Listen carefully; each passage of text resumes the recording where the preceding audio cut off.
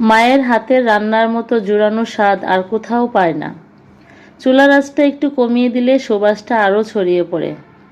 আজ তালের পিঠা ভাজতে ভাজতে হঠাৎ মনে পড়ে গেল ছোটবেলার এক বিকেলের কথা।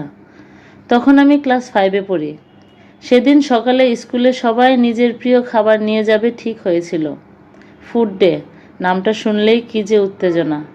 সবাই বলছে মায়ের বানানো চিকেন ফ্রাই, পাস্তা, স্যান্ডউইচ, আর আমার ব্যাগে রাখা আছে সাদাসিধে তালের পিঠা, মায়ের হাতের তৈরি।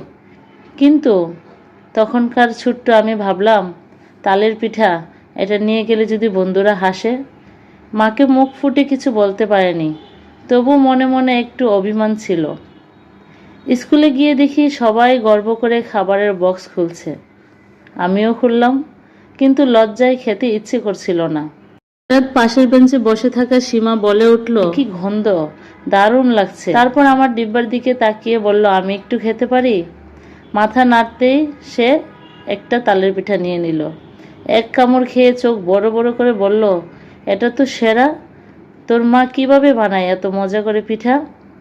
তার এই প্রশংসা শুনে সবাই আমার ডিব্বা ঘিরে ধরল। কয়েক মিনিটের মধ্যেই আমার সবগুলো তালের পিঠা শেষ হয়ে গেল। আমি ভেবেছিলাম হাসাহাসি হবে, কিন্তু সবাই বলল, তোর মায়ের রান্নার স্বাদ অসাধারণ, কাল আবার আনবি। শুনে খুব ভালো লাগলো, মনটা ভরে উঠল।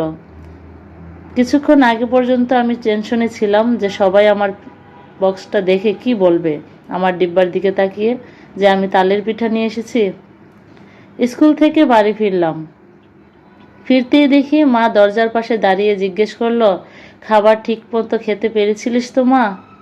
আমি সেদিন প্রথমবার বুঝলাম, মায়ের রান্নার স্বাদ শুধু মশলা থেকে আসে না, আসে যত্ন থেকে, ভালোবাসা থেকে। মাকে জড়িয়ে ধরে বলেছিলাম, মা তুমিই সেরা রাঁধুনি। মা শুধু হেসে বলেছিলেন, রান্না মানে শুধু পেট ভরে খাবার না রে, গল্প ভরানো। আজকের দিনটা তোর দিব্যার গল্প হয়ে থাকুক। কথাটা শুনে খুবই ভালো লাগলো।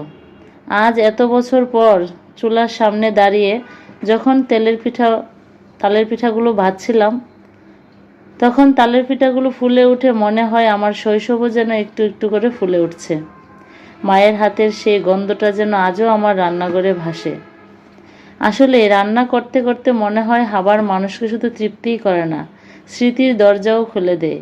আর সেই খাবারগুলোতে থাকে অনেক স্মৃতি বিজড়িত কাহিনী, যেগুলো আমাদের জীবনের শেষ মুহূর্তগুলো পর্যন্ত আনন্দ দিয়ে যায়। হয়তো তাই মায়ের হাতের রান্নার মতো জোরানো স্বাদ পৃথিবীর আর কোথাও পায় না।